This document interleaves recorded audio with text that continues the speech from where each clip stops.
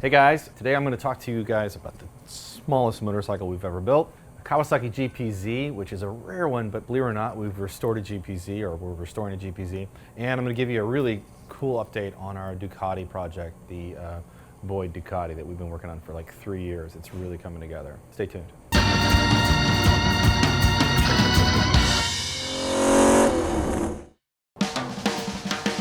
Alec. Hey. Hi, let's talk about one of the mini projects we got going on over here. No pun intended. He said many projects. Mini, I didn't even get it. Yeah. All right, you're on it, on top of it as usual. So you're gonna put this BMW engine Correct. into this Mini Indian. Correct. I love it. I was going to do it backwards. The transmission's actually in the back. I see. It's pretty cool. Luckily, that we've got a motorcycle and an engine totally separate that can fit on one bench because they're so small. Actually, I think that thing weighs less than this motor. It absolutely does. Oh, it's crazy. I'll carry this thing all over the place. So, Anyways, we've talked about this thing before. I remember in some of the dailies, and now it's done. it's all done. The magic. Yeah. What's the deal? So right now, the only thing that I really had left to do is I just got a 12-volt battery for it that fits in the side bag. That was it. We're done. We still may make a stand for it, like a proper cool, because it's basically going to be for display purposes. Yeah. However, it does run, and it does. You can. I wrote it. I wrote it yesterday. We don't have any video of that running? We do.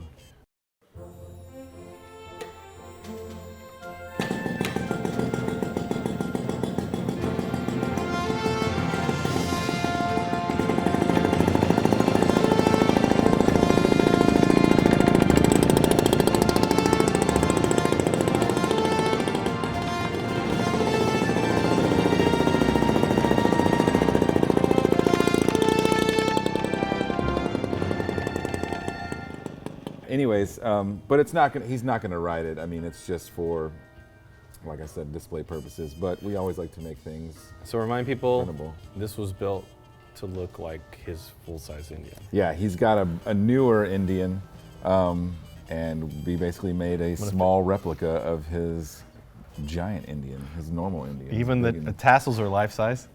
Exactly. It looks like doing someone's yeah, hair. all of these are actually on like tassels, bag tassels, seat tassels. This is just like his big Indian.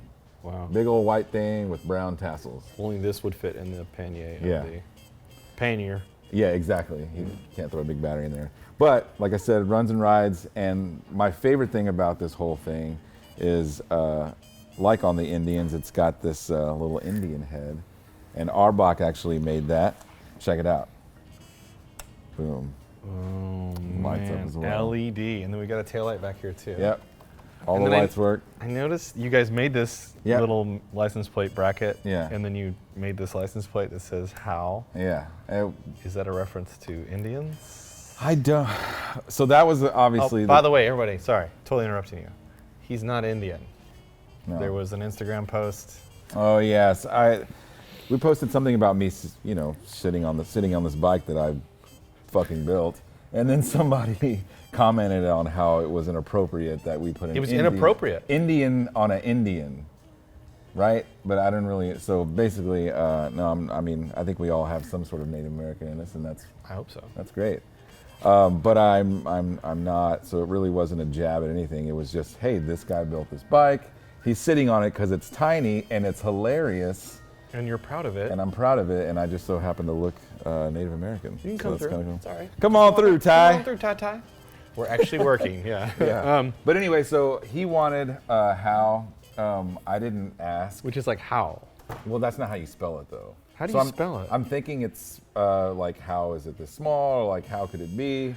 Who knows? But point is we made this, and it looks awesome, Yeah. and that's all I really care about. Dude, I mean, the detail of stainless Allen heads, button screws, Yeah. and there's no nuts. This threads into a backing plate. Yeah, it's an actual like It's little bitty license plate, Super and you fancy. can pull that off.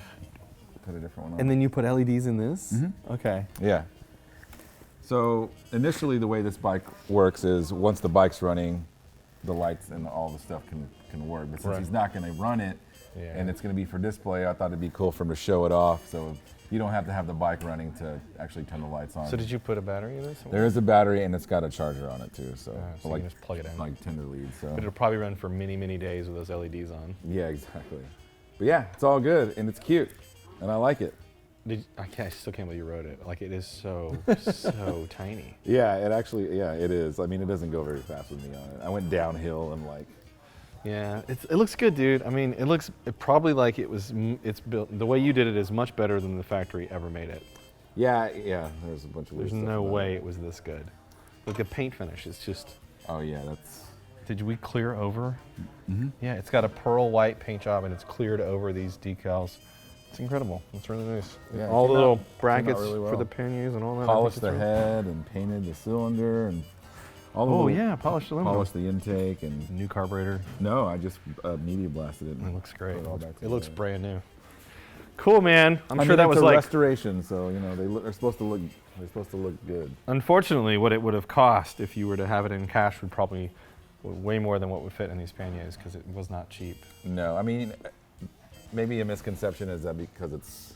Well, there's Small. always the trickle down misconception. Well, it's a motorcycle, so it should be cheaper than restoring a car, but it's the same. It's hours and hours Well, and it's hours. a small bike, so it should be cheaper than restoring or building a bigger bike. But it's all. I mean, the It's just labor's the hours. same. It's just hours. It takes the same amount of work. It might take a little bit less in finishing. The wheels might have been a little bit cheaper. The tires would be a little bit cheaper. Things like that. Yeah. But the hours and the labor are what 90% of the cost is anyway. Yeah, I So, still rebuilt I mean, the engine on it and all that stuff. And you know, custom leather. This is really nice. Leather seats. This isn't some vinyl crap. Yeah, I know. All this is just all these really were made nice. here. Courtney made these. Courtney and Patrick. Man, it's so good. Yeah. So good. All right. Well, congrats. This one's leaving today, right? It should be in the next Going to couple its home. days. Cool. All right. I'm going to go talk to. Actually, I want to talk to Chris Davis about this GPZ. I'm kind of excited about this project. We Me haven't too. talked to anybody about it because it's kind of sat here for a long time. This is a good buddy of ours and a friend and a supporter of Revival who means a lot to us. This is Brian's bike. Brian has asked for us to restore his first motorcycle he ever owned. This is a common theme we find is that as we get older, we want to regain our youth or that same feeling we got. And I think he said he bought this bike crashed when he got it or something. But it crashed and he fixed it up. This was his only transportation for at least a year. He road raced this motorcycle, never crashed it when he was road racing. Yeah. And he's had it for, what, 20, 25 years now, at least? But it's a 1986 Kawasaki GPZ 600R. We'll get Laser to put a photo in there of the original Yeah. bike or what it might have looked like. This is just a photo we found on the internet because when the bike got here, it had this custom red seat and it was all red. It was all red. Everything on it was red essentially. But we're going to return it to essentially what it was, what its original paint scheme was, except for this one change. We're going to change the tank because I think that was all red. And the lines just didn't look right. And so Yeah. he's agreed to let us kind of go this way. But we're building a factory 80s GPZ 600R Kawasaki. And you can even see on here, it's an 85, 86? 86. 86. Yeah. That no one really gives a damn about these bikes. We urged him on 3 different occasions over the year or so that we've had it to allow us to just buy him another motorcycle Yeah, because this was rough. Before we even started this project, we told him multiple times, don't do it. You're not gonna get your money back out of it. It's truly a labor of love. He Yeah. loves this motorcycle and I'm really excited that he's letting us do all this. I 'cause mean, think it's cool. it's like I say, you're excited. We like building motorcycles for sure, but we don't really love spending people's money when there's a more efficient way to get Yeah. to where they need to go. And Absolutely. we found several on the internet on eBay that we could have bought for like $3,000 or $4,000 that were almost perfect by comparison, and instead he wants to spend 10 or 15 or 20 grand to restore this one, which we support. So we get it. It's a meaningful thing for him. So. He just needs to keep his kid off of it so Yeah. it doesn't get crushed. So what have you done so far? I see the motor down here. Talk to us. Gosh. You took it apart. We took it apart. Yeah, it's been here for off and on a couple of years, but we've refreshed the motor, taken it apart, resealed it, rebuilt the transmission, everything inside of it looked great. We've disassembled every component on the motorcycle, media blasted, powder coated. All this we did. We're powder coating now in house, and You powder coated all this. Josh did this. Yeah, that's all done in-house. One of the changes we did make to the bike was we installed a slightly newer front end. We installed front forks and triples from a 97 Kawasaki ZX6. So it's still a traditional, fork, but Yeah, this isn't factory stuff. no. We're looking at. So this newer front end. So the newer front end, and that allowed us to move to a 17-inch wheel. Originally, I had 16-inch wheels. Yeah. So this way, we have sticky tire options. Yes, you can get decent 16-inch tires, but 17s just look more proportionate, in my opinion. And they're better, really. Yeah, They're the better. tires are better for sure. And no one's going to notice that. It'll still look Nope. like a factory It'll bike. still look like a factory But I bike. love that this was someone, I don't know who CompuTrack is or GMD CompuTrack, but someone was making, I can even see the machine marks in here. They're in New Jersey. Oh yeah, in Boston. So they rebuilt the front end for the 97 ZX6 that we bought. They're still in business. They're still in business. We found it on eBay, and this is some like period Yeah. road race stuff. I could see the machine marks in here. This was not done with, I'm guessing, CNC. This was done, maybe it was, but look, do you see all the... Yeah, it could have been a manual machine, but It probably was. It would have been really early CNC though, that's for damn sure. Older than our machine old even. stuff. But the anodizing was bad on it, so we went ahead and powder coated those, and that way it'll look more like the factory triples. So are we able to find the rubbers and things that go here? Just put that anywhere, it's fine.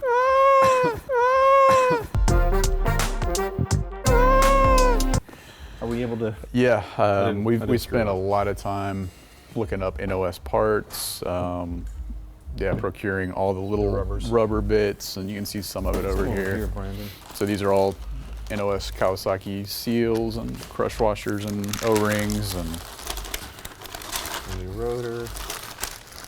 We're gonna use this crazy exhaust, or no, it's not crazy, but yeah, it's again a period Yoshi exhaust that he had on the bike. they've already fixed some stuff in the frame. There was some damage to the frame. They fixed that. That was the damage of when he first bought it. That's why he bought it so cheap, is there was a dent in the frame right here. Yeah. And I wanted him better. to leave it on there because it had a story, but it does look better when it's fixed. I agree. It would look like you were just being lazy otherwise. Yeah, exactly. Well, cool. You gonna start putting it together today? Yeah, already starting to put it together. Basically, what we'll have you put assembled? I don't see anything. this. Oh, you put that wheel and tire. Yes!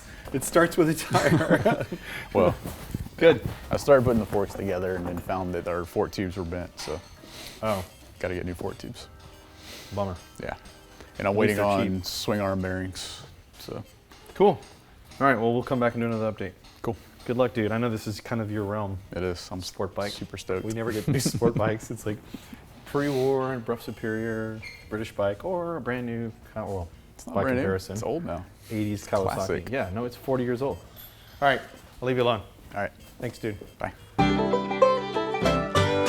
Andy. Oh, look at that. Hi, Hi there. How are you today? I'm fantastic. Man, this is finally starting to come together. Here, have that. You're making a piece of fairing. Is it trash? No? Okay, all right. No, that's So maybe our we piece. maybe we can put in some photos. Oh yeah, okay. So you might all want right, to see that. cool. Yeah. Maybe we can put in some photos of the The rendering, maybe right here somewhere. Here? rendering. Right in Something here. like that? That and also, like we've got final renderings and also a photo of the front fairing holder. So what we want to talk about here is to me, this is kind of incredible. This is a fairing holder that was designed in conjunction with Ed Boyd. Did I just fuck that up? No, it's okay. fine. That is just all CNC billet cut individual pieces. It weighs entirely too much, but I have to admit, it's an incredible piece. It's really, really cool. This headlight ring for an LED. Have you got the headlight? Somewhere. I think it's in its box. And then I want you, because I have nothing to do with this. I mean, I have to do with the shape, but I haven't even seen it in person. Talk about it. It was a bit of a late addition. Yes. It was not part of the original body concept. For 3 years, our design did not have a fairing included. And once we started to, things in a rendering don't look the same as they do in real life. Yeah, and I think that's a testament to the organic nature sometimes of building motorcycles, that a little happenstance, a little chance, I think creates a better piece in the end. And I think, like I was a little skeptical of adding a fairing to this bike initially, and then after seeing Ed work through all the concepts and renderings, and then now that I'm building it, like I really see it. I feel strongly that it's the right thing to do. It's going to add to this bike, because sometimes like more is not more. More can be detrimental or less, and I think in this case it actually is better. I only trickled an idea, a thought at him at one point because I just felt like, you remember, I think you were part of that discussion. I was like, I just felt like there was something awkward about what was hanging out here. Yeah. And it didn't align with the rest of the flow of this. And so, like, how great is that all I had to do was say, man, this doesn't look right, and then this whole new thing went together. Yeah, the original, so we know the original intent was for a 7-inch headlight with a gauge in the bucket and all this stuff, and I think for a couple reasons, like Alan said, it just was awkward. It's in its position, it seemed out of proportion, it just didn't flow, and this makes it all just come together. It's a really good nice. Solution. Yeah. So you did your wireframe. Tell me about this. Yeah, so I've got a wireframe based on Ed's computer model. Like with the bodywork, we did a CNC styrofoam buck, and I think that was probably the easiest way to get to go all of this. I think was better and faster to just take reference photos from the computer model. With the wireframe specifically, I'll start with a few known points. This fairing mount, the ring being one of them, the windshield is an important part, right? That kind of defines the shape. And then the rest is like picking a few points. There's a mount here, there's distances from the fork. And so once you have all that sort of arranged in space, then I can come in and start shaping this wire and tacking it together. And a TIG welder. Yes, 1/8 inch ER70S for the nerds. It's your common variety, mild steel fill rod, and just shape it by hand with pliers, dollies, whatever I need to get the right shape. And it's kind of like sketching with drawing, so that's nice. And then from there you move towards building. From there, there's a way to pattern this with paper so that I know, where, like if you look on this piece, all these marks are from a shrinker.